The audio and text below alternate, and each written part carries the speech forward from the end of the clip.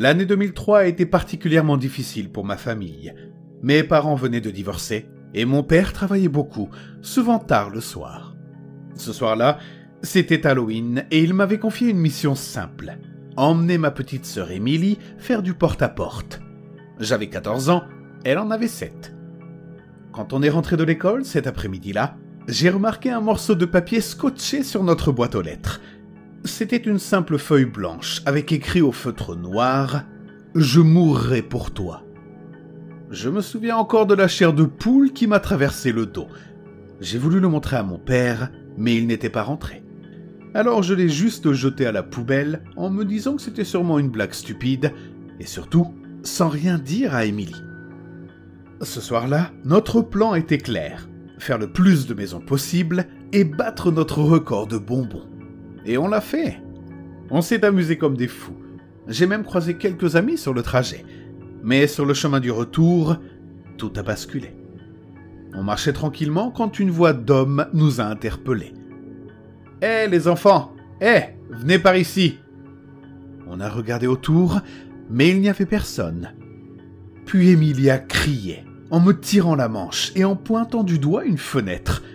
Là, derrière la vitre, un clown. Un homme maquillé, vêtu comme un clown de cirque, le regard fixe. « Entrez !» a-t-il dit. J'ai du Play-Doh et tous les bonbons que vous pouvez imaginer. On a pris nos jambes à notre cou.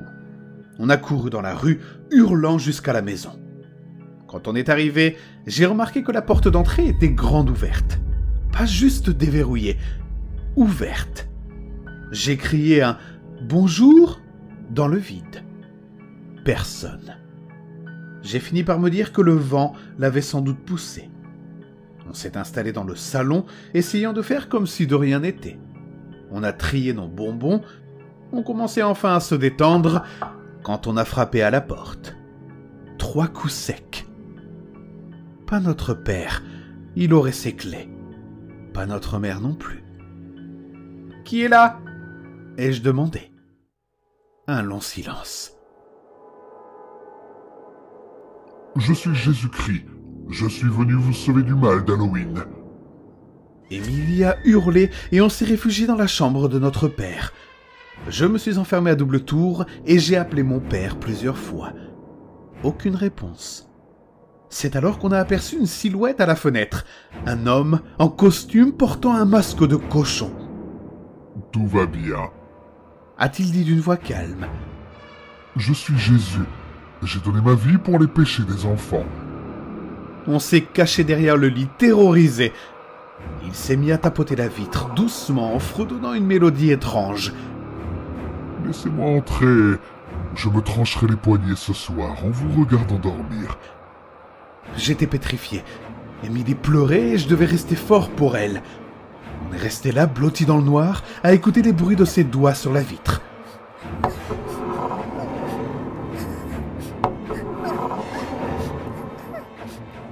Et puis, soudain, plus rien. Le silence. On n'a pas bougé pendant plus d'1 heure, jusqu'à ce que notre père rentre. Quand on lui a tout raconté, il nous a à peine écoutés. Il était épuisé, et il a juste dit qu'on avait sûrement mal interprété quelque chose. Il voulait dormir. Le lendemain matin, en sortant chercher le courrier, j'ai vu quelque chose sur le perron. Un DVD vierge avec ces mots griffonnés au marqueur. « Ne regarde pas, à moins d'aimer Jésus. » J'ai ramené le disque à l'intérieur, curieux et inquiet. Je l'ai mis dans ma PlayStation 2. Et ce que j'ai vu, je ne l'oublierai jamais. Pas de son, à part un grésillement statique. Juste une série d'images horribles. Un homme immense, marchant dans une forêt sur des échasses, vêtu d'un costume noir. Puis un plan coupé style VHS sur la silhouette d'un homme crucifié dans un champ. Les images se succédaient, de plus en plus tordues. Une autre montrait un homme obèse, le visage couvert de peinture blanche, allongé sur un lit, mangeant de la glace avec les mains, sans un mot. J'ai arrêté le disque, glacé. Je l'ai donné à mon père. Il a dit qu'il le regarderait. Mais je ne l'ai jamais revu. Ni le DVD, ni la conversation. Quand je lui ai reparlé du sujet quelques jours plus tard, il m'a juste répondu « Je l'ai jeté, c'était sûrement rien ». J'ai voulu le croire, mais au fond, je n'ai jamais cessé d'y penser. Qui était cet homme ce soir-là? Pourquoi voulait-il terroriser 2 enfants? Était-il dangereux ou simplement malade? Je suppose que je ne saurai jamais. Mais chaque Halloween, quand les enfants passent devant ma maison en riant, je ne peux m'empêcher de revoir ce masque de cochon tapotant la vitre et cette voix murmurant « Laissez-moi entrer, je me trancherai les poignets ce soir. »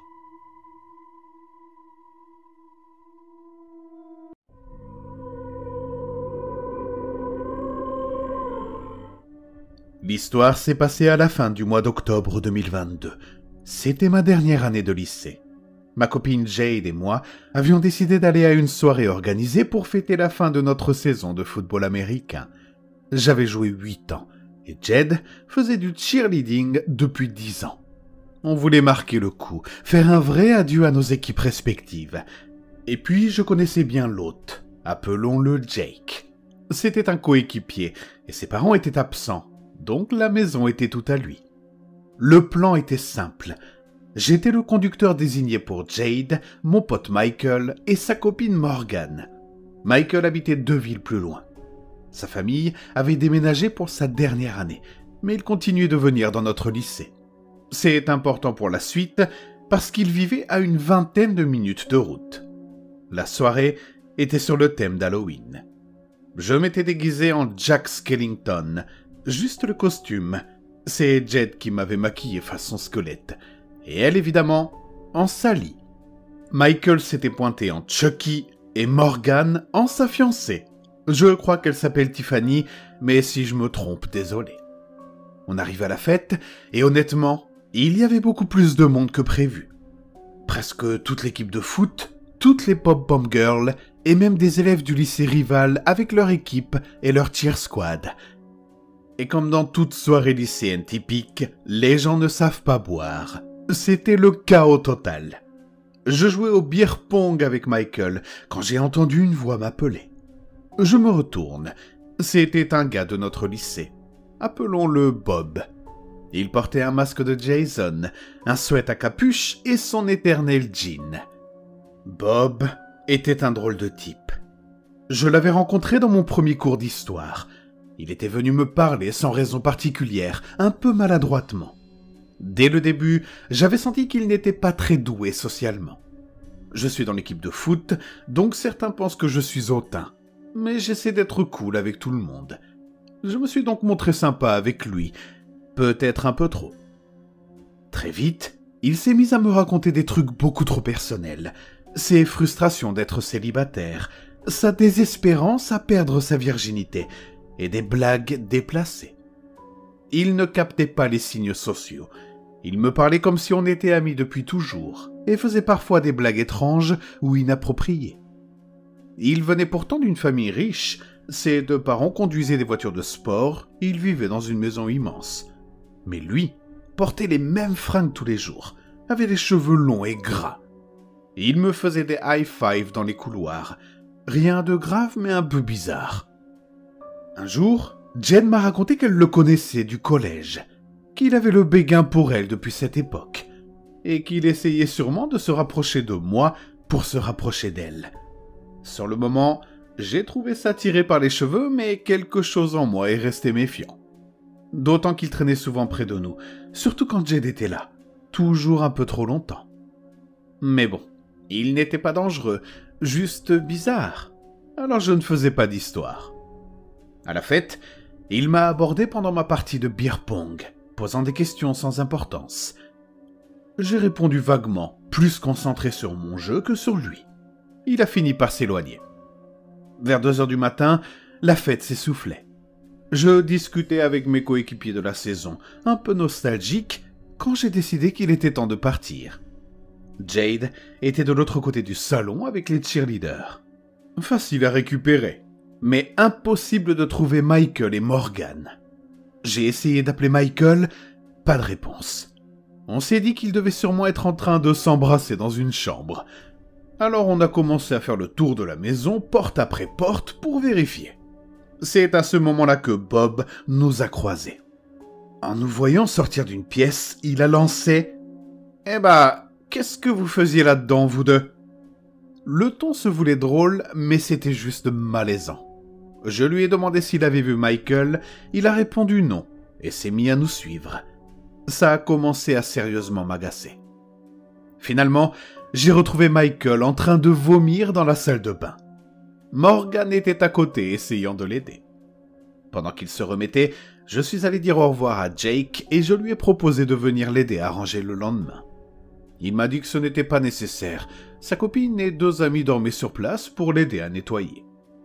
On sortait de la maison quand j'ai entendu Bob derrière moi. « Hé mec, tu peux me déposer ?» J'étais crevé. J'avais déjà 3 passagers et un détour à faire. Mais j'ai accepté. Parce que je suis trop gentil, tout simplement. Je l'ai déposé en premier, dans son quartier chic, décoré pour Halloween.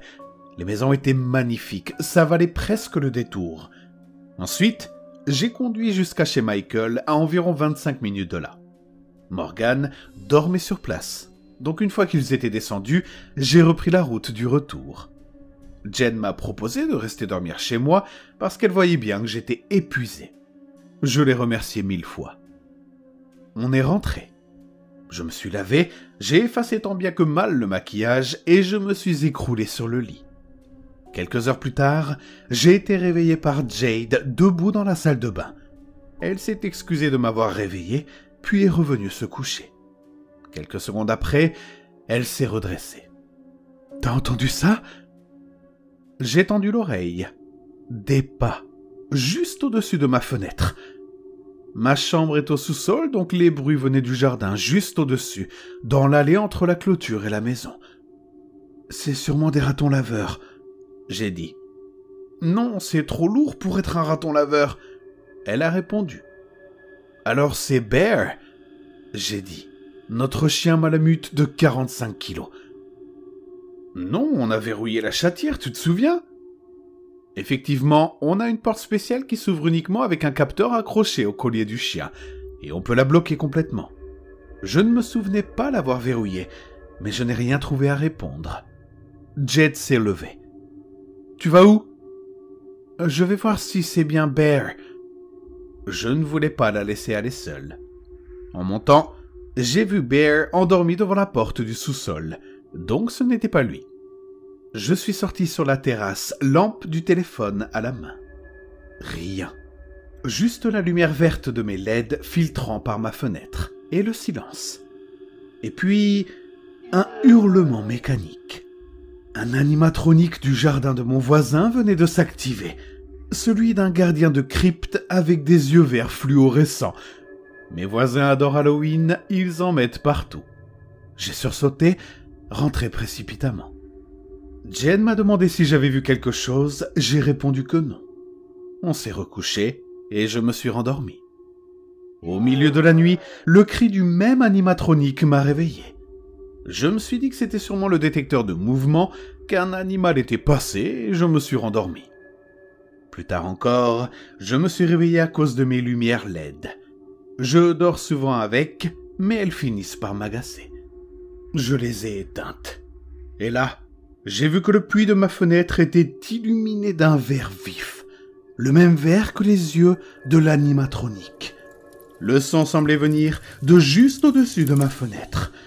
J'étais tétanisé. Jade dormait profondément. Je ne comprends pas comment. J'ai attendu immobile, le cœur battant. Puis tout s'est arrêté. Le silence. J'ai fini par reprendre mon téléphone, scroller un peu pour me calmer et me suis rendormi. Le matin, les LED étaient toujours éteintes. Donc je n'avais pas rêvé. J'ai appelé Michael, pas de réponse. Et puis j'ai réfléchi. Pourquoi viendrait-il chez moi ivre pour me faire peur ? Sa copine n'aurait jamais accepté de conduire à cette heure-là. Et soudain, j'ai eu une idée. Mon voisin. Il a mon âge, il jouait aussi dans l'équipe de foot, on se connaît bien. Je l'ai appelé. Il a répondu. Je lui ai raconté pour l'animatronique, sans parler du puits lumineux. Je voulais juste le taquiner genre. Tu t'es donné du mal, dommage que j'ai dormi comme une bûche. Mais il m'a dit que tous les animatroniques étaient débranchés parce que sa famille était en week-end. Ils avaient tout coupé par précaution contre les incendies. Et il ment très mal. Donc c'était vrai. Ils étaient absents et tout était débranché. Je lui ai demandé si je pouvais passer vérifier pour être sûr. Jade, prête à sortir, m'a accompagné. On est allé dans le jardin de mes voisins. Le gardien de crypte était bien là, débranché. Je l'ai vérifié 3 fois. Pas d'électricité. Ensuite, on est allé chez Jake. La maison était déjà rangée à part quelques gobelets. En allant chercher des sacs poubelles dans le sous-sol, j'ai vu quelque chose par terre. Un masque de Jason, celui de Bob. Et là, tout s'est enchaîné dans ma tête. Les pas, le verre du puits, l'animatronique. Était-ce lui dans mon jardin ? Je ne voyais pas comment il ne savait même pas où j'habitais. Et le voir porter un décor grandeur nature ? Impossible. Mais alors, pourquoi son masque se trouvait dans le sous-sol, la seule partie interdite de la maison ? J'ai appelé Michael plus tard dans la journée pour tout lui raconter. Il a juré que ce n'était pas lui. Aujourd'hui encore, je ne sais pas s'il n'est pas été lié à l'animatronique, ni si Bob avait quoi que ce soit à voir avec tout ça. Mais je sais qu'après cette nuit, il s'est mis à agir encore plus bizarrement. Ou peut-être que j'étais simplement devenu attentif à ce que je n'avais pas voulu voir avant. Depuis, chaque Halloween, mes voisins ressortent le même gardien de crypte aux yeux verts. Et à chaque fois que je passe devant, je ne peux pas m'empêcher de me demander « Qu'est-ce qui s'est vraiment passé cette nuit-là dans le froid d'octobre ?»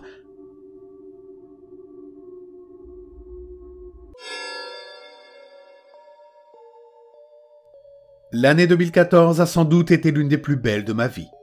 Je venais tout juste de terminer le lycée. J'avais décroché mon premier emploi et j'étais prête à commencer la vraie vie. Mes potes de lycée et moi étions toujours très proches. On vivait tous dans le même coin et on continuait nos week-ends de folie comme si rien n'avait changé. C'était une période insouciante, pleine de soirées, de feux de camp et de rires. Mais il y a une nuit, ce mois d'octobre-là, qui restera gravé dans ma mémoire d'une façon beaucoup plus sombre. C'était au début du mois. Halloween approchait et on était surexcités. Les fêtes, les maisons hantées, les événements de plein air, tout le monde avait quelque chose de prévu. Ce soir-là, nous étions 5. Moi, mon pote James, sa copine Morgan, Trevor et sa copine Allison. J'étais le seul célibataire du groupe. Et ça ne me dérangeait pas d'être la 5e roue. J'aimais juste être avec eux. Trevor proposa une idée. Et si on allait au vieux cimetière ? Tout le monde connaissait cet endroit. Un vieux cimetière à l'écart de la ville, sinistre, encore plus lugubre à cause du vieux tumulus amérindien qui trônait en plein milieu. L'endroit avait toujours eu une réputation étrange. Le plan ? Une application de chasse aux fantômes téléchargée à la va-vite. Quelques bières, un peu d'herbe et une bonne dose de bravade. Rien de bien malin, juste 5 jeunes en quête de sensations. Il faisait très noir quand on est arrivé. Pas une seule lampe, pas même la lueur d'un lampadaire. Le cimetière était fermé par un portail en fer, alors on a dû escalader la grille pour entrer. Je marchais devant, iPhone à la main, éclairant le chemin avec ma lampe torche pendant que les 2 couples traînaient derrière, les filles accrochées à leurs copains. Tout allait bien, jusqu'à ce qu'Allison jure avoir vu quelqu'un entre les arbres. Je me suis dit qu'elle avait dû se faire une frayeur pour rien. J'étais jeune, un peu trop sûr de moi, et convaincu que je pouvais me défendre s'il le fallait. Alors, pour détendre l'atmosphère, j'ai dit avec un sourire « T'inquiète pas, Allison, si quelqu'un traîne ici, crois-moi, il n'aura pas envie de s'en prendre à nous. » Elle n'avait pas l'air rassurée. Quelques minutes plus tard, alors qu'on explorait avec nos téléphones, un bruit de tout s'est fait entendre. Un bruit grave, étouffé, venant du haut du tumulus. On ne voyait presque rien, un grand arbre cachait la vue. Je voulais jouer les durs, alors j'ai commencé à monter la pente. « Y a quelqu'un ?» ai-je lancé. Silence, pas un mouvement. Alors j'ai rebroussé chemin. Mais avant même d'avoir rejoint les autres, une guitare acoustique s'est mise à jouer. Une mélodie douce, lente, terriblement déplacée dans un lieu pareil. On s'est tous figés. Puis une voix s'est mise à chanter. Un air étrange, des paroles que je n'oublierai jamais. Pauvre squelette, je t'ai attendu. Pauvre squelette, je vais te ramener chez moi. Les filles ont refusé d'avancer davantage. Trevor est resté avec elles, pendant que James et moi avons décidé d'aller voir qui jouait. On s'est caché derrière un grand arbre, et là, on l'a vu. Un homme seul, mince, d'une 50aine d'années peut-être, coiffé d'un chapeau fedora, assis sur une tombe, sa guitare sur les genoux. Il jouait doucement, la tête légèrement penchée, comme perdu dans sa musique. Puis il a arrêté de jouer. Et sans lever la tête, il a tourné le visage vers nous. On s'est figé. Je ne voulais pas le surprendre, alors j'ai décidé de sortir de ma cachette. « Hé, mec, j'ai entendu ta musique, elle est pas mal. On fait juste un peu de chasse aux fantômes. On boit une bière, on veut pas déranger. » Aucune réponse. Il ne bougeait pas, immobile comme une statue. Son visage restait caché par l'ombre de son chapeau. Un frisson m'a parcouru la nuque. J'ai regardé James qui m'a soufflé « On s'en va !» On a commencé à reculer. C'est à ce moment-là qu'on a entendu sa voix. « Ouais, d'accord. » On s'est retourné. Il se tenait debout maintenant, exactement au même endroit. « Qu'est-ce qu'il a dit ?» demanda James. Et puis il s'est mis à courir vers nous. On a paniqué, évidemment. On a pris nos jambes à notre cou. Derrière, Trevor et les filles nous ont vus débouler et ont cru qu'on blaguait. « Allez, on se casse, vite !» ai-je crié. « Il nous poursuit !» Ils ont rigolé, jusqu'à ce qu'ils le voient sortir des ténèbres. « C'est mon cimetière !» criait-il. « Vous croyez que vous pouvez rire de moi, que vous avez votre place ici ?» On s'est tous figés. « Reste loin de nous, mec !» ai-je crié, poing serré. Il a foncé droit sur nous, puis au dernier moment, a dévié sa course, plongeant dans les bois sur la droite. On l'a vu disparaître entre les arbres. On n'a pas attendu. On a couru jusqu'à la grille, grimpé et filé à toute allure. Le lendemain, j'en ai parlé à ma mère. Je lui ai demandé qui possédait le cimetière.